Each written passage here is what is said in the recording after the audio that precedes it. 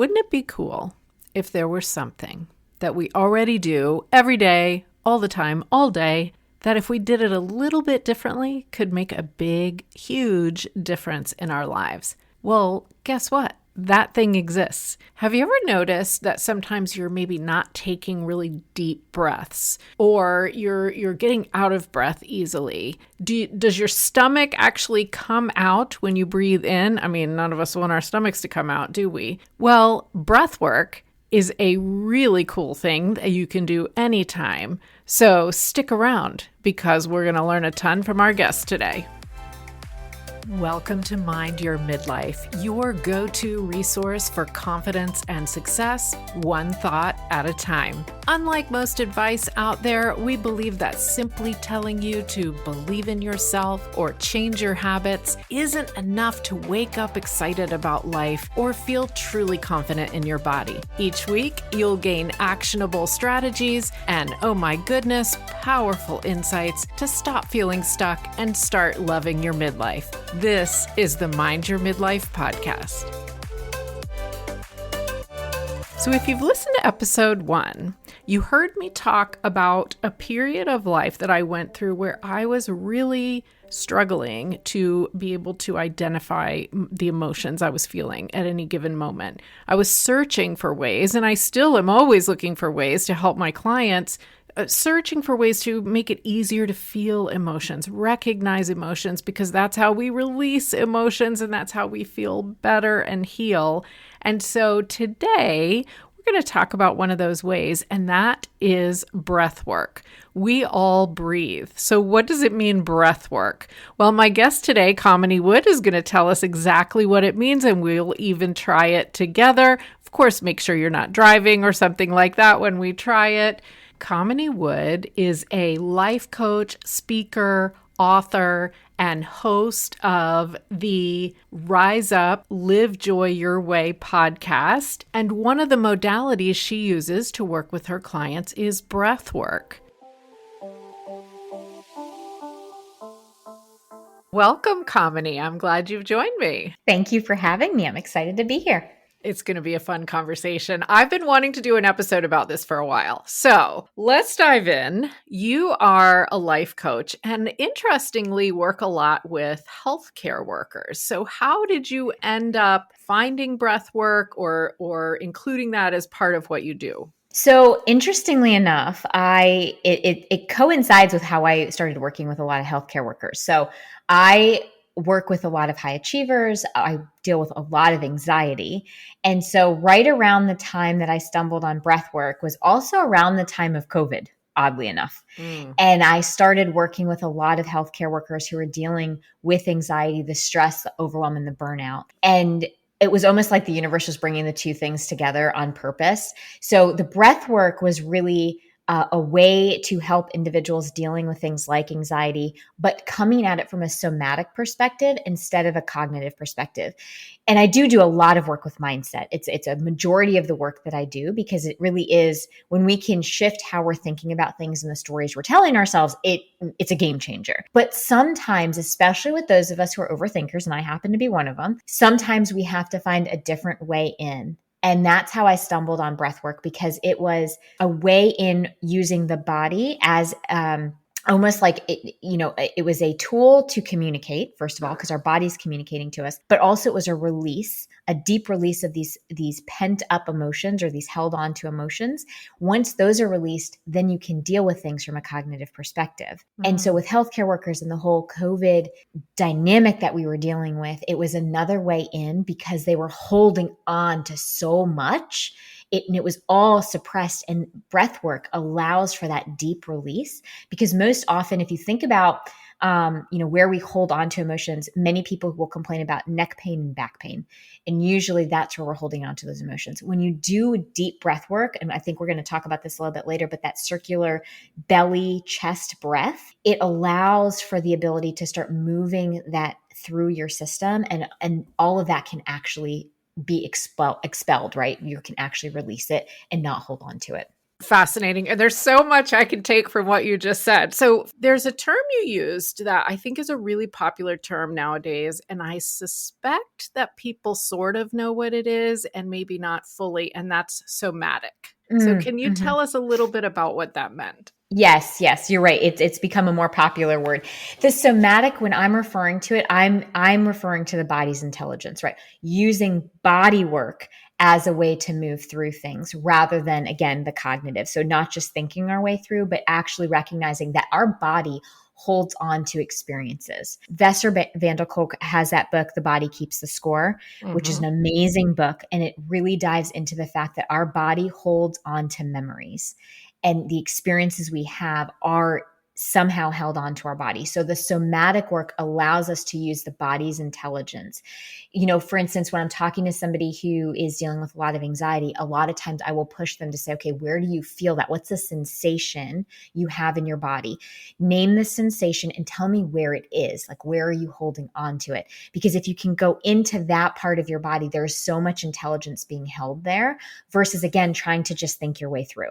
I am not discounting that cognitive way of working through it at all. I fully believe in it. I do a lot of work with that, but this is a different way to get at that because sometimes we can't access it through the thinking mind. But if we, like, I know as an anxious person, the moment I start feeling those knots in the pit of my stomach and it's like, there's like those, it's almost like the sensation of pins. I immediately, that tells me already like, oh, there's something going on. I'm feeling anxious. Now I can go into it and get curious with it because I'm feeling that first before my brain has even connected that I'm feeling anxious about something. It's really fascinating because for me, it's in my shoulders. And as you're even saying that, I'm thinking, yeah, I do have a bit of pain in my shoulders. And people always used to tell me, well, put your shoulders down. You know, why are you hunching up your shoulders? That's why they hurt. Well, Mm. yes and no, right? Like they hurt because I got a whole bunch of stress stored in there. Right. Right. Yeah. It's so funny you said, I think that I carry some in my shoulders too, because people would say, put your shoulders down. I wouldn't even realize that I was doing Hmm. this. Hmm. And again, once you become aware of it, you then start to recognize you're like, oh, right. Mm, Okay. Oh, and then you can get curious, like, what's that about? What's happening there? right. I just had some pictures done recently and there were a couple pictures where I noticed my shoulders up and I remembered in the course of what was happening on that day, what was going on when those pictures were taken. And it made so much sense where I was like, Oh, oh, that was when my son called me to tell me he got a speeding ticket. That's right. that would do it. That would do it. Okay, well, thank you. Thank you for that because plus, I mean, that's hilarious. But I have two kids who are grown, so we had our adventures as well. I think the faster that people recognize in their own body an example of what we're saying, it helps them to see that this is not just theoretical, right? Yes, So yes, absolutely. helpful. Yeah, yeah. Okay, so we understand somatic. We understand that sometimes just kind of learning how to switch our mindset isn't the only thing because maybe it's really challenging for some Mhm. people. So tell us what you actually mean by breath work and what Mhm. that connection is with emotions. Yeah, so there are the world of breath work is vast. So let me just say that at the outset, because when we say breath work, it can mean different things to different people. So some people, when they're referring to breath work, they might be referring to more breath exercises like box breathing, right? Because when we're talking about breath work, it can be a very grounding, mindful activity. So it could be something as, and I want to say simple, but I'm not using it in a judgment way. It's just Hmm. like box breathing is somewhat simple in the sense of you breathe, you breathe in for 4, you hold it for count of 4, you exhale for 4, wait for 4, and then do it again. And you do it like 4 or 5 times. Within that minute or so, you will find that it'll regulate your system. That's one end of the breath work. Then you go through this whole spectrum of different ideas of breath work. The one that I'm referring to is called, it's referring to circular breath work, and it's deep breathing. Because what happens is, if you think about how we breathe, a lot of us breathe very shallow. We're breathing like in our chest Hmm. and not actually in our diaphragm.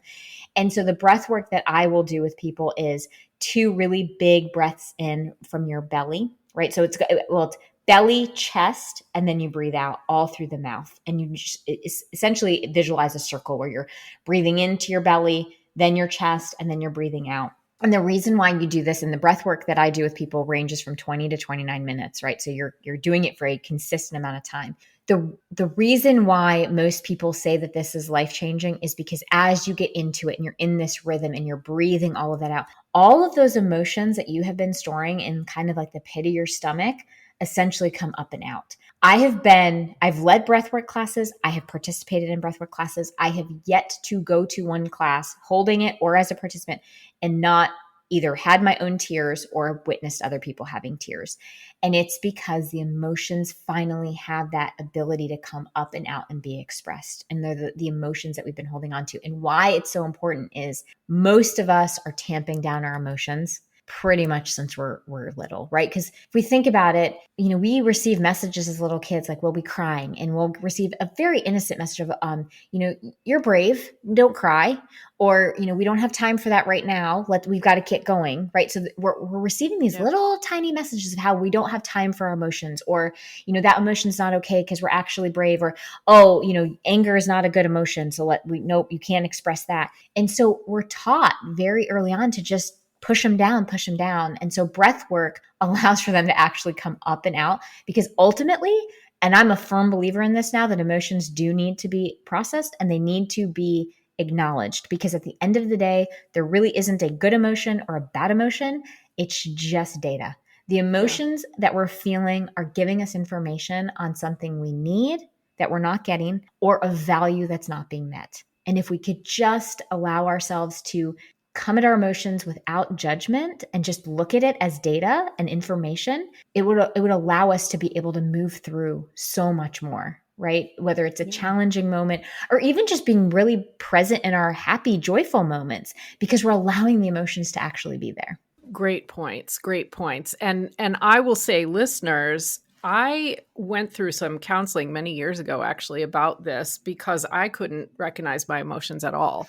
And so if you're listening to what Kamini was just saying, and if I asked you, what is the emotion you're feeling right now, and you couldn't put a word to that, that's a sign that maybe there's some work to be done there, because I couldn't do that. I couldn't name how I was feeling at all. Yeah. Yes.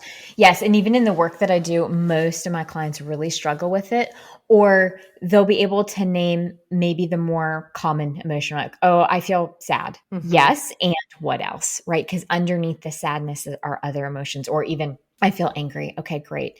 Underneath that, what's there? Because oftentimes the anger is that top level emotion, and there's probably either some sadness or some loneliness or some frustration. Something else is underneath there. And it is so important for us to be able to name those emotions. Absolutely. So how is it, do you think, that this habit of breathing better or differently in a circular way is so connected to emotions? Can you put that into words necessarily? Well, if you think about breath itself, right, it's a life force. It is our life force. And so when we allow for the breath to actually, I almost visualize, the visualization that comes to me as I'm doing the work is almost like cleansing. Can I open up, like when you're breathing through a straw and you like, let's say something gets stuck in the straw and you breathe through it and you clear it. That's the visualization that comes up for me. And I know it's a very strange thing to think about, but it's almost like we're clearing the pathway for those emotions to now be like, oh, this is what I've been feeling for the last bit. I mean, again, as an anxious person, I know, having been trained in breath work, that I now, once I feel those knots in the pit of my stomach, I take a moment to breathe really deeply, where I'm like, oh, let me fill my belly with some breath and let me let it out through my mouth. And I'll do it for a couple minutes, which just allows for, one, the regulation to happen, right? My nervous system regulates, but two, I'm able to more accurately name what's coming up for me. What am I actually feeling? So it's not even that once you've done breath work, it's not that you have to sit there and it only works for 20 to 29 minutes. It's now my body's familiar with it. Again, body holds intelligence, right? Now you can tap into that when you only have 2 or 3 minutes. I can sit there and be like, whew, okay, what's going on here? And it allows for that clearing to happen. And then I'm able to name, oh, it's not just anxiety. I'm feeling, really sad about, let me fill in the blanks, right? Or I'm feeling nervous about, maybe my children are involved in something and I'm nervous about how that's going to, having emerging adults is its own, its own fear, right?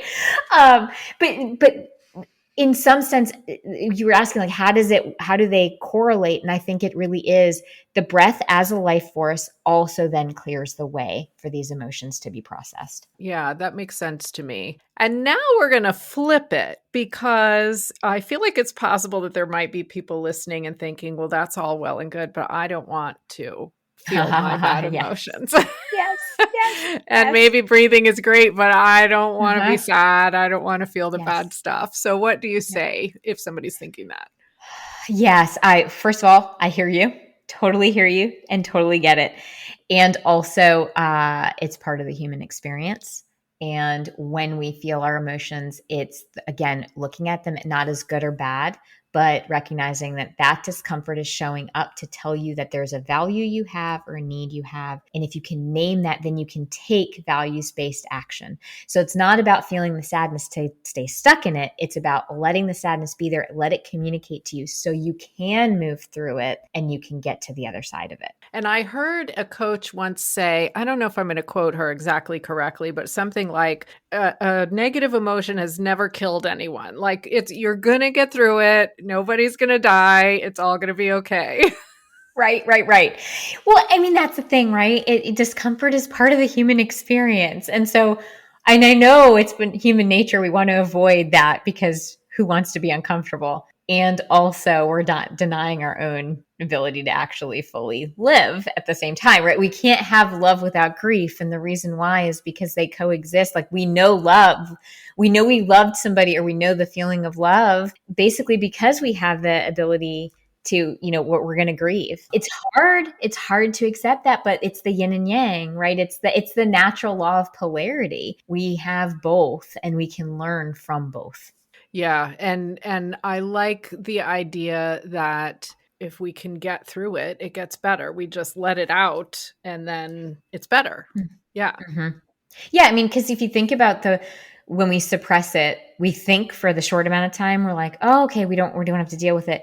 Eventually it's going to come out. Like we can only suppress things for so long. And some of us are super good at it. We will do it for 20, 30 years.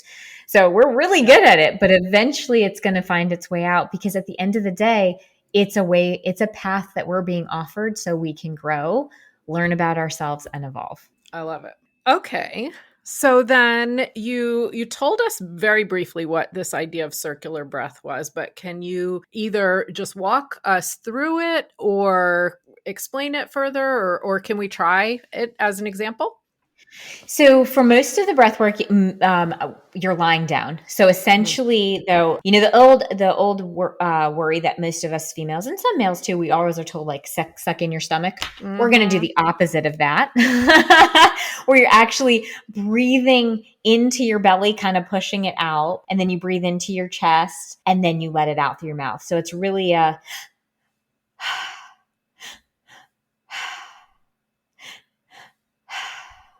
And I can feel stomach and then chest. I wasn't sure I'd be able to feel that. Yeah. I do feel the difference. And as you're laying down, if you actually have a hand on both your chest and your stomach, so you're actually trying to push your hand in both areas. It's a way to do like that touch point of like, oh yeah, I'm breathing into both. But essentially you're breathing in, you're pushing out your belly, then you're breathing into your chest. So your chest is coming up and then you're out through your mouth. The one caveat I'll say is that when you do this work, if you do it too quickly, you can cause your hands to it's called tetany, and they'll almost feel like they're tensing up and they're like having a spasm. You're going to be fine, first of all, but really it just means you just have to slow it down a little bit, right? Which is why the breathwork classes are so, it's great to participate in a breathwork class to get going because it can be a little unnerving that first time you do it. Because most of us are also breathing through our nose. So this is the opposite of that because you're actually breathing through your mouth. But again, it's called circular because it's, belly, chest, out the mouth, belly, chest, out the mouth. So if you're thinking of a visual, you're kind of going around and around. Hopefully that made sense. Yeah, it absolutely does. And we can't sit here on a podcast and just breathe because that's not really very good entertainment. But I tried it a few times. I definitely felt it. Listeners, maybe pause and try it, but I definitely felt it. So too fast is not good. I heard you say that.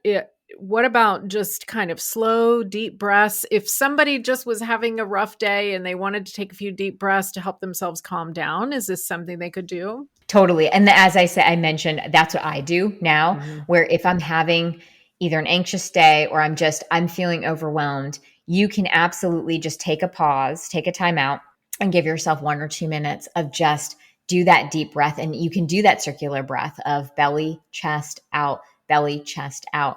And do that for, again, 1 or 2 minutes. And you'll find that your nervous system will start to regulate. Because if we think about just our sympathetic and our parasympathetic nervous system, doing that methodical circular breathing will allow us to re-regulate. And it's a way to re-regulate with our own self, right? Because sometimes it's helpful to co-regulate with somebody else, but this is a way to do it on your own because we don't always have somebody we can sit with and co-regulate with, especially if we're in the middle of our workday, for instance. And let's just say because a lot of my clients will have very stressful meetings, and then they're just they need a way, they need a go-to, and it's just, you can do it in the bathroom, you can do it at your desk, all you need is 1 or 2 minutes of just giving yourself time to breathe. And again, remember, breath is a life force. So it's a very natural way to reconnect with self.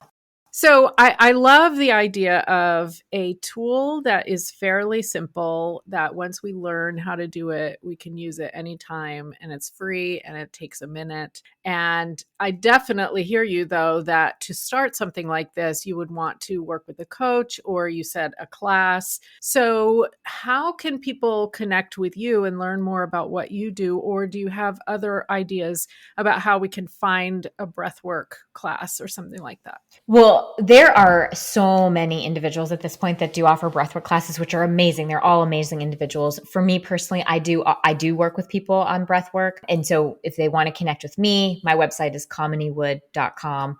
I'm also on Instagram and Facebook with the handle It's Authentic Me. So definitely feel free to check out all of that. I do have some blog articles on my website as well of just mindfulness, breath work, and why it's so important as a way. Again, it's the somatic way to start working through some of what we're dealing with in terms of not just emotions, but things like even burnout. Breath work can be really helpful with something like burnout because, again, you're re-regulating your nervous system. You're allowing yourself to process through some of the stuck emotions, and then you're able to work through it from a cognitive perspective. I love it because we do get stuck, especially if our nervous system is all riled up, or for somebody that doesn't speak nervous system, because we're just really, really stressed and we feel like we can't get out of it. So this is a way to start that process. Yes. Yeah. And to your point, right, with people who don't speak nervous system, it's when you feel like you are so tense all the time, or you can't figure out, your brain is constantly running. There's never like an off moment. That would be an indication that you're holding on to a lot of stuff. Maybe breathwork might be an opportunity to actually, first of all, slow down, and second of all, reconnect with self, and then third, release what it is that you're carrying. Awesome. And listeners, I will put Kamini's website and social media in the show notes, so go and have a look for sure. Okay, so as we wrap up then, what would you say is kind of the one key, most important thing that somebody listening should remember from this? Can I give you two? One, let's stop running away from our emotions. Let's actually see if we can be brave and go towards them. And two, breathing, like really breathing, is such a game changer. When you give yourself permission to actually pay attention to how you're breathing and to breathe consciously, it can shift just tremendously from you can go from over anxious, overstimulated to calm and connected within moments. I love it. And it's not an extra thing. We breathe anyway. Exactly. You don't have to find more time in your day. I love it. I love it. Thank you. I will remember these as well because I've been curious about breathwork for a while. So, Kamini, thank you for joining me. Thank you for having me. Listeners, you got 2 OMG moments today. Thank you for that, Kamini. I loved both. Stop running from our emotions, and breathing is a game changer. So pay attention. If you want to take the next step in healing your thought emotion cycle, make sure you go to CherylPFisher.com/storycycle for that free guide. And of course, KaminiWood.com to find out more about the breathwork we talked about today. And if you are loving this show, Mind Your Midlife, and you are listening on Apple, scroll down in your app right now, leave a rating and a review. It makes such a huge difference in allowing more people to see this show. Now, make sure also that you have hit the follow button, because my next episode is going to be a coaching episode. So I am talking with a real life coaching client, and we are talking about a situation where, maybe we're avoiding confrontation. What should we do? You will get to walk alongside her as we do a life coaching session. Can't wait to see you there. Oh my goodness, let's keep creating confidence and success, one thought at a time.